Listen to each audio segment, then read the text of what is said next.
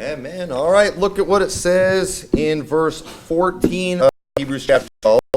It says, "Follow peace with all men and holiness, without which no man shall see the Lord, looking diligently, lest any man fail of the grace of God, lest any root of bitterness springing up trouble you, and thereby many be defiled." Notice where it mentions there, the root of bitterness springing up in you, defiling you. What I want to talk about this morning is the foolishness of bitterness. There are many bitter people in the world. And that word bitter, that's a word that we use often. Maybe when you're eating a fruit or some kind of food, and you'll say that has a bitter taste to it. It's like there's something rotten in there. There's just something nasty in there. And have you ever ate something before, and not only did it taste bad, but it scared you because you're like, am I going to get myself sick from this?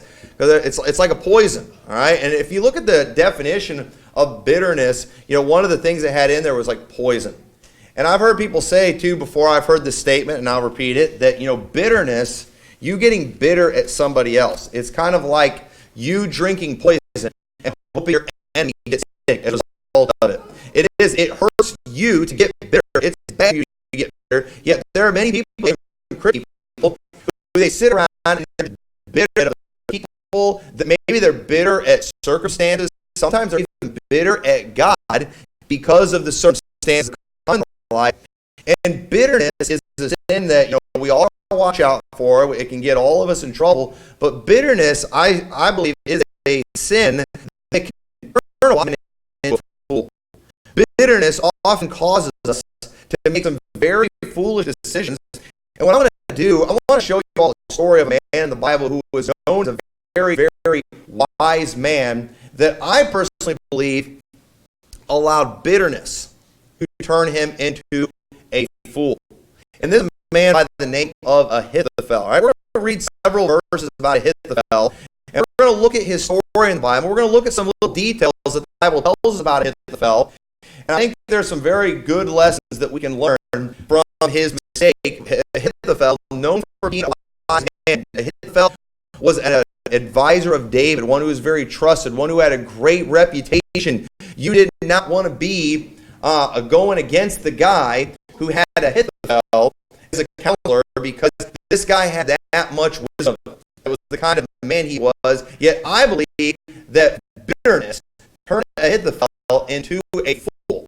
And if we're not careful, we can let the same thing happen. So I believe Ahithophel, he missed out on some great things because of bitterness. So let's look at his life. Look at 2 Samuel chapter 15 and verse 12. We're not going to read the entire story, but we're going to look at several verses, though, just kind of showing the story of Ahithophel, because Ahithophel was somebody who clearly was around for quite a while before this story that we read about. In 2 Samuel 15, this is where we're introduced to Ahithophel. He was somebody who clearly had been around and had worked with David before this story. All right, but something before 2 Samuel 15, though, it changed Ahithophel.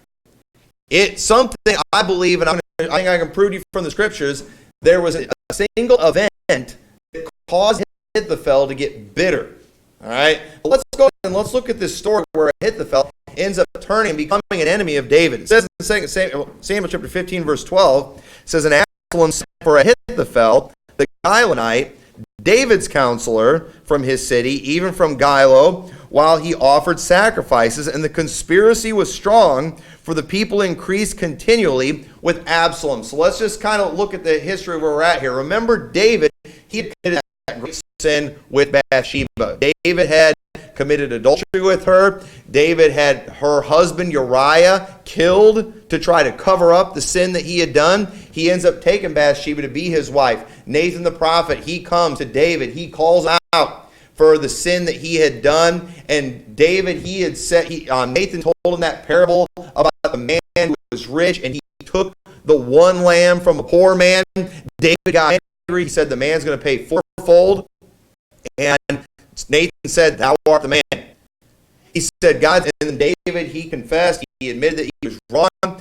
And Nathan said, "God's not going to kill you, but God is going to take that child that was going to be born unto thee. That child is going to die." And we go on, and when you read about the life of David, He ended up having one battle after another as, I believe, payment for this sin with Bathsheba. And I believe part of this payment, he ended up losing 4 of his kids. He ended up losing that baby that was going to be born. He ended up losing Amnon, who ended up being killed by Absalom. Absalom later rebels. Absalom ends up dying. And then too, I think part of what happened to Tamar, she didn't die. I think that was a result. Then later he had the son that, I forgot, his name escapes me at the moment, that tried becoming king instead of Solomon. He ended up dying too. But this was a result of David's sin that he did against Bathsheba. Here we are, after that, and Absalom is leading a rebellion against David. David is losing. Many of his trusted people are following after Absalom, someone who was a wicked man, going against God's authority, going against the king. And so Ahithophel is one of the guys. Absalom, like, you know what? I'm fighting with my father. I need help. I'm going to see if I can get Ahithophel to help me out. Jump down to verse 30 of chapter 15. Look what it says. And it says, "And David went up by the ascent of Mount Olivet, and wept as he went up, and had his head covered, and went barefoot, and all the people that was with him covered every man his head. They went up, weeping as they went up. And one told David, saying, Ahithophel is among the conspirators with Absalom. And David said, O Lord, I pray thee, turn the counsel of Ahithophel into foolishness." David's now worried. He's thinking, Absalom, he's not the smartest, kid ever, but he's got Ahithophel advising him. I'm in trouble. And he prayed that God would turn Ahithophel's counsel into foolishness. And it says, "And it came to pass that when David was come to the top of the mount where he worshiped God, behold, Hushai the Archite came to meet him with his coat rent and earth upon his head. On whom David said, If thou passest on with me, then thou shalt be a burden unto me. But if thou return to the city and say unto Absalom, I will be thy servant, as I have been thy father's servant hitherto, so will I now also be thy servant. Then mayest thou for me defeat the counsel of Ahithophel." So we got a story going here. David, he has this man, he's like, I'm not staying with Absalom, I want to follow you. But David's like, you know what? We don't really have you with me right now. Maybe there's an older guy, and he was like, you're going to be a burden if you're with me. He probably needed guys who could fight during this time. And he said, here's where you can help me. You go back and you try to defeat Ahithophel. Whatever Ahithophel says to do, you advise Absalom to do something different. Absalom is full of himself. Absalom is so self-obsessed. So many people are turning and following Absalom. He'll leave you when you tell him this. So you go back, you tell him you're on his side. And I just need you there to defeat the counsel of Ahithophel. Because we can't go. Ahithophel's smart. He's got too much wisdom. If Absalom is listening to him, Absalom's going to end up defeating me. So David sends back a spy, is pretty much what goes on. And in verse 35, it says, "And out there with Zach the peace, therefore it shall be that what things soever thou shalt hear out of the king's house, thou shalt tell it to Zadok and Abiathar the priest. Behold, they have there with them their 2 sons, Ahimaaz Zadok's son, and Jonathan Abiathar's son, and by them ye shall send unto me everything that ye can hear." So Hushai, David's friend, came into the city, and Absalom came to Jerusalem. So he's like, I've got guys that I can trust there. If you just relay the message to this guy, they'll relay the message to that guy. They'll relay the message to me, and then I can be spared. And so look at chapter 16 in verse 15. It says, "And Absalom and all the men of Israel came to Jerusalem, and Ahithophel with him. And it came to pass when Hushai the Archite, David's friend, was on Absalom, that Hushai said unto Absalom, God save the king, God save the king. And Absalom said to Hushai, Is this thy kindness to thy friend? Why wentest thou not with thy friend?" He knew that this was one of David's close friends. He's wondering why he's following him. And Hushai said unto Absalom, Nay, but whom the Lord and this people and all the men of Israel choose, his will I be, and with him will I abide. And again, whom should I serve? Should not I serve in the presence of his son? As I have served in thy father's presence, so will I be in thy presence. Then said Absalom to Ahithophel, Give counsel among you, what shall we do? And Ahithophel said to Absalom, Go in unto thy father's concubines, which he hath left to keep the house, and all Israel shall hear that thou art abhorred of thy father. Then shall the hands of all that are with thee be strong. So they spread Absalom a tent upon the top of the house, and Absalom went into his father's concubines in the sight of all Israel. And the counsel of Ahithophel, which he counseled in those days, was as if a man had inquired at the oracle of God. So was all the counsel of Ahithophel, both with David and with Absalom. So notice what the Bible says about his counsel. I mean, it was like inquiring at the oracles of God. When you got counsel from Ahithophel, you were probably going to succeed. But notice how Ahithophel's counsel that he gives Absalom here is a very wicked counsel. He tells him to do a very wicked and vile thing. He said, you go and you basically be with your father's concubine inside of all Israel. If they do this, they're going to see just how ugly things are between you two. And you know what? They're going to pick a side. They're going to end up picking your side. And what's interesting about this counsel that he gave him, here, while it was wicked, is if you go back, and we're not going to take time right now to read it, if you go back and look when Nathan called out David, David said, because of this thing that you did in secret, he said, these things are going to be done to you openly. People are going to lay with your wives openly. And it happened with his son. So really what was going on here was punishment from God as a result of what David did. But notice how that was wicked, what was going on. And it was Ahithophel that counseled Absalom to do that. And I think that's interesting. I'll say more about that a little bit later. But let's keep reading in chapter 17. All right, so Absalom's doing what Ahithophel wants him to do. Ahithophel, a man who was David's trusted advisor, is now working against David and counseling Absalom to do wickedness. So in verse 1 it says, moreover, Absalom said, or Ahithophel said unto Absalom, let me now choose out 12,000 men, and I will arise and pursue after David this night. And I will come upon him while he was weary and weak-handed, and will make him afraid, and all the people that are with him shall flee, and I will smite the king only. And I will bring back all the people unto thee. The man whom thou seekest is as if all return, so all the people shall be in peace. And the saying pleased Absalom well, and all the elders of Israel. So Ahithophel gives this counsel. You know what? Kick him while he's down. Go at him while he's weak. He said, you go out there, you kill only David, you bring back all the other men, and then the country can see that, hey, you know what? Nobody had to die here except for David. David's the bad guy. You all are fine. Just fight for Absalom. I believe that if Absalom would have followed Ahithophel's counsel, it would have worked. I think he would have killed David, and I think the people would have followed after Absalom if he would have followed Ahithophel's counsel. But it's interesting. God didn't turn the counsel of Ahithophel into foolishness. Okay? Because this counsel, it would have worked had it been done. Notice how David, he sent back that spy. He sent back Hushai, the Archite. And it says, so Absalom liked this, but then in verse 5, then said Absalom, call now Hushai the Archite also, and let's hear likewise what he said. Let's get another opinion. When Hushai was come to Absalom, Absalom spake unto him, saying, Ahithophel has spoken after this manner. Shall we do after his saying? If not, speak thou. And Hushai said unto Absalom, the counsel that Ahithophel hath given is not good at this time.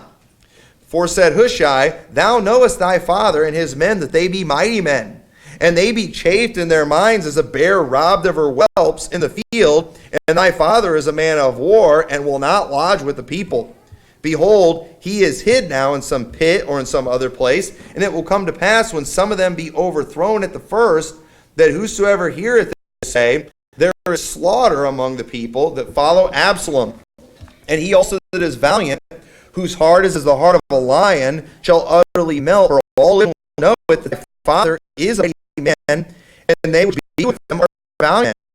Therefore I counsel that all Israel shall be gathered unto thee from Dan even to Beersheba, as the sand that is by the sea for multitude, and thou shalt go to battle in thine own person. So shall we come upon him in some place where he shall be found, and we will light upon him as the dew falleth on the ground. and of him and of all men that are with him there shall not be left so much as one. Moreover, if he be gotten into a city, then shall all Israel bring ropes to that city, and we will draw it into the river until there be not one small stone found there. And Absalom and all the men of Israel said, the counsel of Hushai the Archite is better than the counsel of Ahithophel. For the Lord hath appointed to defeat the good counsel of Ahithophel, to the intent that the Lord might bring evil upon Absalom. So notice it says the counsel of Ahithophel was good. He had a better plan. But the Lord he put it in the hearts of everyone else to follow this other guy who is actually a trusted advisor of David. He came up with a plan that actually sounded better to them, but it wasn't better. Why? Because Ahithophel was a very wise man. His counsel was good. But then verse 15, then said Hushai unto Zadok the Abiathar the priest, thus did Ahithophel counsel Absalom and the elders of Israel, and thus have I counseled. So he goes and he does what David says. He tells these guys, all right, you go back now and you tell David this is what they're going to do. So David can protect himself and end up being spared. Okay. Now, this shows how, I believe right here what we're about to see shows just how much wisdom Ahithophel had, because Ahithophel, what we're going to see here, he gets so bent out of shape that they didn't follow his counsel. He goes and he kills himself. And you say, why did he kill himself just because they didn't follow his counsel? He told that big of it. Well, I'll tell you a little bit. Let's look what it says. Jump down to verse 21. It says, and it came to pass, after they were departed, they came out of the well and went and told King David and said unto David, arise and pass quickly over the water, for thus hath Ahithophel counseled against you. Then David rose and all the people with him, and they passed over Jordan by the morning light. There lacked not one of them that was not gone over Jordan. And when Ahithophel saw that his counsel was not followed, he saddled his ass and arose and gat him home to his house, to his city, to put his household in order, and hanged himself and died and was buried in the sepulchre of his father. And they say, why would he go and he kill himself? Just because they didn't follow his counsel. Did his feelings get hurt that bad? I'm going to tell you why Ahithophel didn't hang himself. Because Ahithophel had so much wisdom, he knew that, you know what? David's going to end up winning this thing. Because they didn't follow my advice, Absalom is going to get defeated. David is going to win. And what do you think David was going to do to Ahithophel after he turned on him? He was going to end up being executed. He was going to end up being shamed. So Ahithophel, what did he do? He just went. He went and got his affairs in order, and then he went and hung himself. He ends up dying, and I believe Ahithophel, this wise man who was a trusted advisor of David, I believe Ahithophel made a foolish decision in following Absalom, and I believe he did it out of bitterness towards David. Ahithophel, he got bent out of shape about something bad that had happened, something very bad that had happened, something that really, in many ways, David did to him. And it got him so bitter that he ended up doing wrong when he knew it was wrong. And often people do things, they make bad decisions because they're bitter. They're angry because somebody did them wrong. Somebody did some sin, something bad happened to them. They get bad out of shape, they get mad at people, they get mad at God, and they let that root of bitterness spring up in them and trouble them and cause them to make bad decisions and ultimately end up destroying their life. So what was it that made Ahithophel bitter? Because we don't see Ahithophel mentioned before this story here in 2 Samuel chapter 15. But I think when we look at a couple other things in the Bible, I think we could find out what got Ahithophel bent out of shape. All right, so look at 2 Samuel chapter 23, verses 34, because outside of the story in the Bible, we know very little about Ahithophel. And so he doesn't surface until this story, but let's look at a couple things in some genealogies, and I think we can figure out what got him bent out of shape. So 2 Samuel chapter 23, verse 34 says, this is a passage where it's naming off the mighty men of David. And it says, Eliphalet, the son of Ahashbai, the son of the Maathite, Eliam, the son of Ahithophel, the Gilonite. Okay? One of David's mighty men was the son of Ahithophel. And you know who else is named in the mighty men? Is Uriah the Hittite. He's the last one that's mentioned of David's 37 mighty men. There was Uriah the Hittite, and there was another man, Eliam, the son of Ahithophel. Okay? Now we know that Uriah the Hittite, one of David's mighty men, was the son of Bathsheba. Okay? We know that story. But who is this Eliam guy? That's the son of Ahithophel. What do we know about him? Well, 2 Samuel chapter 11, verse 3, when David is trying to find out about Bathsheba after he sees her, it says in 2 Samuel 11:3, it says, and David sent and inquired after the woman and said, is not this Bathsheba the daughter of Eliam, the wife of Uriah the Hittite? All right, so what would this make Bathsheba? If she's the daughter of Eliam, this is Ahithophel's granddaughter. This is Ahithophel's granddaughter that David committed adultery with. So think about that. Here you have, and you see all these people that turned on David. Have you ever wondered why so many people probably turned on David during that time? This sin that David did is a wicked sin, but it was also sins against some of his most loyal people. Here he's got Eliam, one of his mighty men. He's got Uriah, one of his mighty men. He sins against both of them.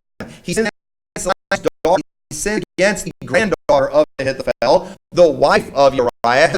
Uriah killed Eliam's son-in-law, Ahithophel's grandson-in-law. Can you now see why there was probably some conflict between these guys? Listen, folks, when you sin like that, it affects a lot of people. All right, you sin against my daughter, you sin against me.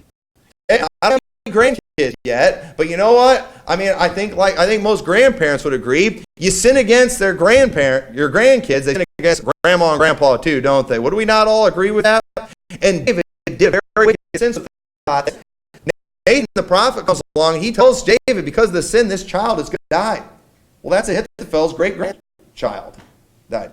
Ahithophel's great-grandson died as a result of David's sin. So can we not see why Ahithophel was probably a little bit upset? All right, he had good reason to be upset.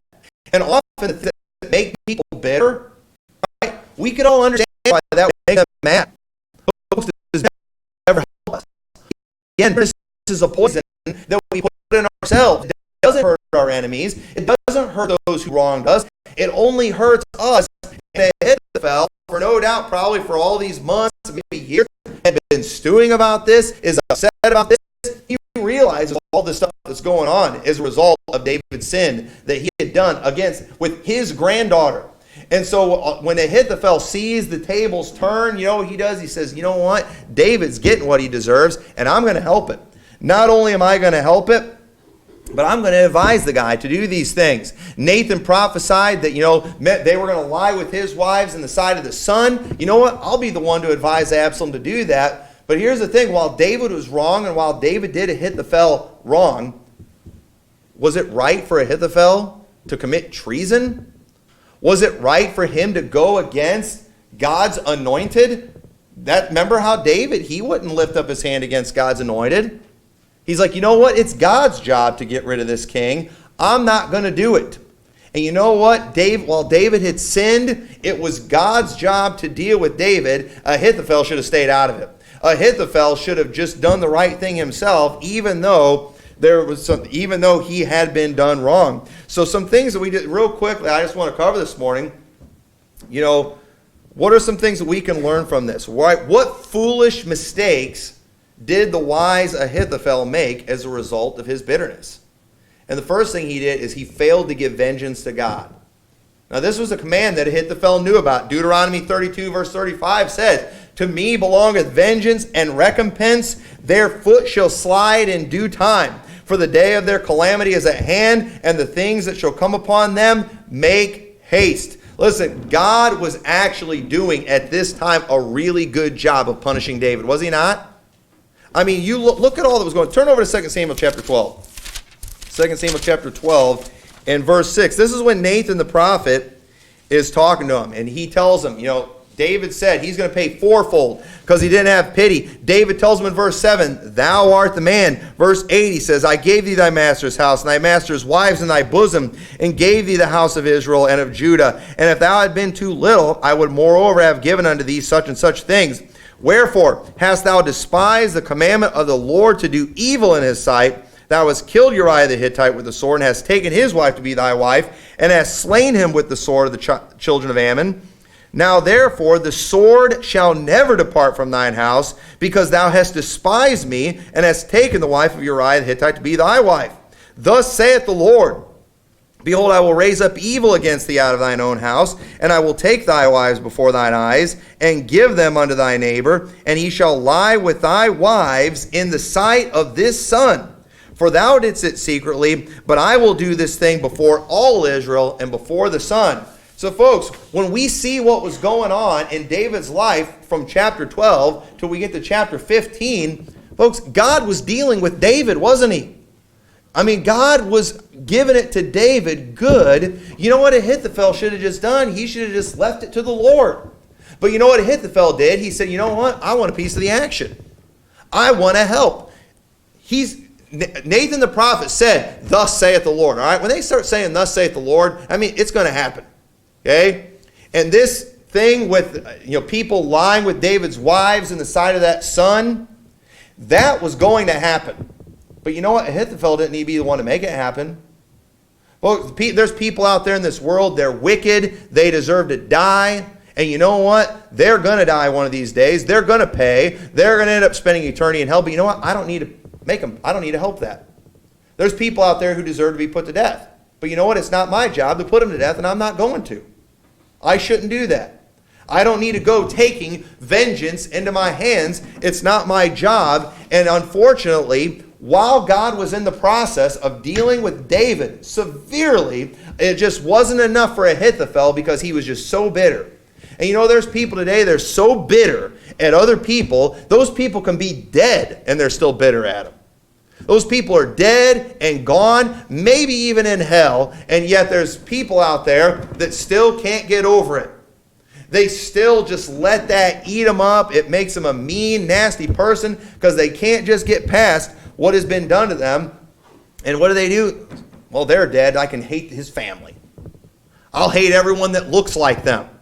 I mean, there's many people that are like that, and God was actually doing a great job. He didn't need Ahithophel's help. So we need, but once again, we need to understand one of the punishments of David was the loss of that child, which was Ahithophel's great-grandchild. So I can see why Ahithophel was mad. He had every right to be mad, but he didn't have the right to take vengeance in his hand. And there's many things maybe been done to you. You have the right to be mad, but you don't have the right to take vengeance in your hands. And you know what? It's pointless for you to get bitter about it. It's not going to help. It's not going to hurt them. You're only going to allow those people and whatever they did to you to continue hurting you. When you remain bitter, you've got to stay away from that. So this, God didn't need Ahithophel's help. So the second thing we see Ahithophel did, he failed to remember his position. Ahithophel was David's counselor. David was the king. David was the Lord's anointed. David was God's man that God was dealing with. Ahithophel should have remained loyal to the position God had put him in. He should have remained faithful to David. In spite of all that David had done, he should have remained faithful. He should have remembered his position. You know how many marriages break up? Because sometimes one spouse gets out of line. But you know what? It's not going to help for the other spouse to get bitter and to take the law into their own hands and to do everything they can to try to punish. You know what you need to do in that situation? You at least need to do the right thing. Let God deal with the one who is in the wrong. You do the right thing. You don't get bitter. You do what you're supposed to do. And David was still the king, and Absalom was still committing treason. And Ahithophel committed treason with Absalom. But you know what? He probably justified it in his mind because he was bitter. And you know how many people today, they justify sin because they're bitter. They're angry. Well, I know you're not supposed to do this, but they deserve it. I know you're not supposed to slash people's tires, but they deserve it. Or egg people. I've always wanted to egg somebody's house that I didn't like. I've never done it. But I talk about egging places all the time. And I've never egged anybody, but one of these days, if I lose my religion, that would be my choice. I shouldn't have confessed that. Now there's like an egging epidemic that happens around here. is all happening to my enemies, I'm going to end up getting blamed. But you can't do that, all right? There's people who deserve to get their houses egged. But I shouldn't do it, all right? As much fun as it would be, I should not do that. And so, also we see Ahithophel, he just failed to forgive. Folks, there's no excuse for us to not be forgiving, considering our sin debt has been forgiven. God expects us to forgive like he forgave us. We will never forgive others any more than we have been forgiven by Jesus Christ. We never will. Therefore, Jesus has every right to ask us to forgive others, considering all he has forgiven us. Okay? Now, I understand some things are terrible. Some things are horrible. There may be some of there's things that you need to forgive people more that's beyond anything I've ever had to forgive. But you've never had to forgive more than Jesus Christ has had to forgive. And turn over to Genesis chapter 50. We see it, I think a great example of a Christ-like forgiveness is with Joseph. And you all know the story of Joseph. We all know how his brothers sold him. Joseph didn't do anything wrong. Yet Joseph was treated horrible. And after Jacob dies, Joseph's brethren's thinking, you know what? Now that our father's dead, Joseph's going to get revenge. Joseph is going to pay us back for what we did to him, because they knew they had done wrong. And it says in verse 16, they sent a messenger unto Joseph, saying, Thy father did command before he died, saying, So shall ye say unto Joseph, Forgive, I pray thee now, the trespass of thy brethren, and their sin, for they did unto thee evil. And now we pray thee, forgive the trespass of the servants of the God of thy father. And Joseph wept when they spake unto him. And his brethren also went and fell down before his face, and they said, Behold, we be thy servants. And Joseph said unto them, Fear not, for am I in the place of God? But as for you, ye thought evil against me, but God meant it unto good, to bring to pass as is this day, to save much people alive. And you all know what happened. As a result of him getting sold into slavery, he ends up interpreting Pharaoh's dream. And that interpreting of Pharaoh's dream got him to be put in charge of the entire country of Egypt. They were able to save up and store for this famine that was going to come, that would have killed his family, and that would have killed him had he not been there, and had he not, had he not interpreted Pharaoh's dream. And Joseph, thank God, Joseph, even though we never received him having bitterness all those years before this happened, we see that Joseph at the end, he's like, he looked at the situation and said, Yep, you did evil, but you know what? God meant it for good. What an amazing testimony that was. Joseph, he understood Romans 8:28 before it ever been written. Joseph understood, and we know that all things work together for good to them who are the called of God, to them who love God, to them who are the called according to his purpose. Joseph understood that before that was even written. What an amazing testimony that is for Joseph. And you know what? Ahithophel, while this is easy to say for us, because we're not the ones this happened to, but you know what? It's just the truth. It's just what it is. Ahithophel should have forgiven David.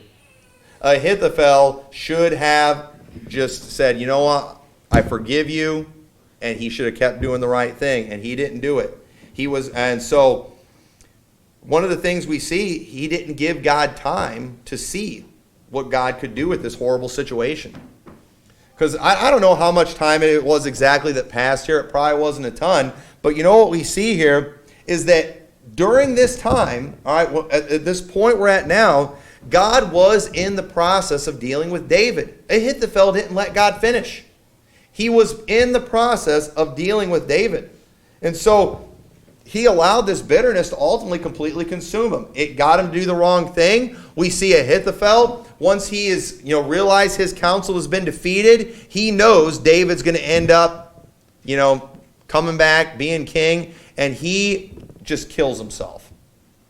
And I don't know, knowing the kind of man David was, as much like Christ as David was, had Ahithophel gone to David and apologized, David may have forgiven him. I don't know.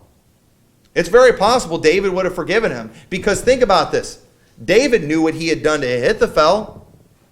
David might have understood why he turned on him. And had he sincerely confessed his sin, David probably would have forgiven him. But you know what? Ahithophel, I believe he was so bitter. He's like, he should be apologizing to me. Last thing I'm going to do is go apologize to the man who did what he did to my granddaughter. I'm not going to do that. And you know what Ahithophel did? Ahithophel, he'd rather go hang himself than humble himself and just apologize. Why? He let that bitterness do that to him. Who did the bitterness ultimately destroy? It wasn't David. David ended up being restored to his throne. Absalom ended up being defeated. Ahithophel is hanging from the neck, dead. And you know what? We see David did just fine where Ahithophel allowed the bitterness to destroy him. And bitterness always destroys the one who is bitter. You do not destroy other people with it. You might have a lot of fun laying awake at night thinking about all the terrible things you can do to them. You know, you might have fun sitting there thinking about egging their house or whatever. But you know what? You're not doing anything to them. You're not hurting them one bit with those thoughts. But you know what you are doing? You're destroying yourself. And we see that Ahithophel, he allowed it to consume him. And so Ahithophel, had he forgiven David, had he done the right thing, had he given God a chance, here's what Ahithophel could have seen. Ahithophel could have watched David for the rest of his life suffer as a result of the sin that he committed. He could have seen that. David had one problem after another. Nathan said, the sword will never depart from your house. So, well, that's a bad attitude, being happy that David's being punished. Well, it's better than what he did in participating in it and ultimately just to make him go kill himself. But David, and had he seen that, maybe at some point he'd have started feeling sorry for David.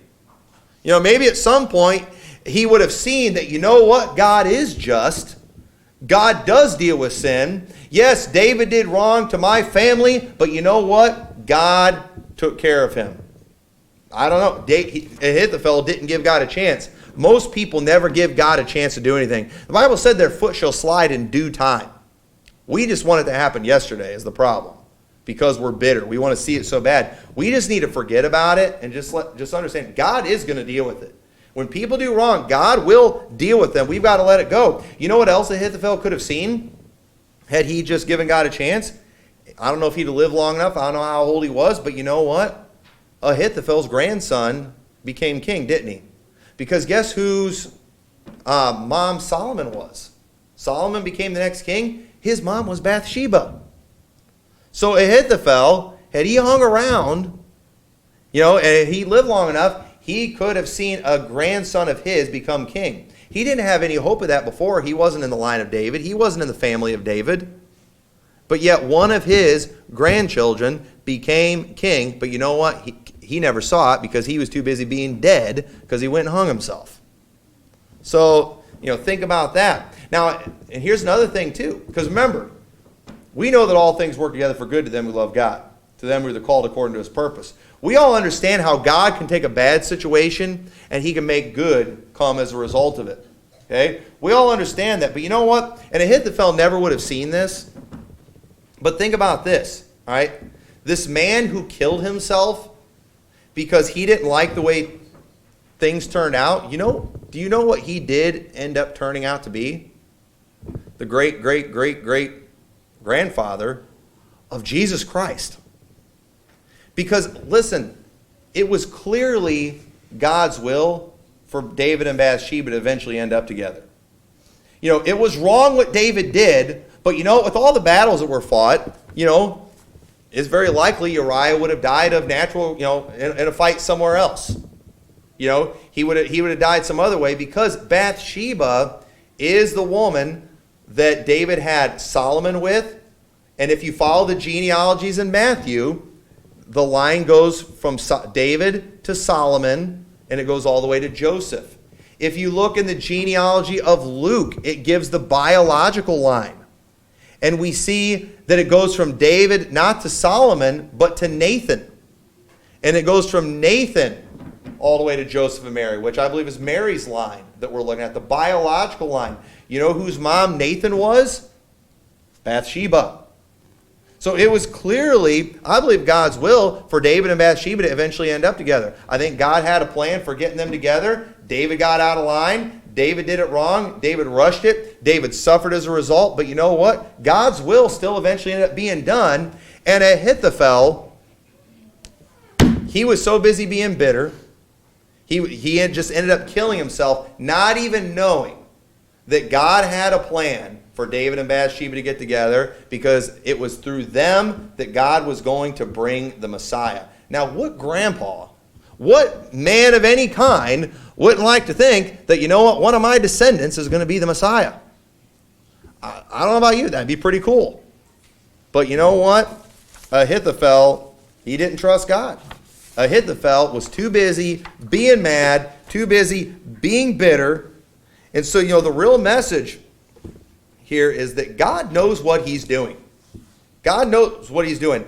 God can take a horrible situation, whatever horrible situation you face in your life, God can take that and make something great come as a result of it. There's some of you in here, had it not been for a horrible situation, you wouldn't have ended up where you ended, you wouldn't be where you are today. And that horrible situation ultimately may have led you down the path that got you saved.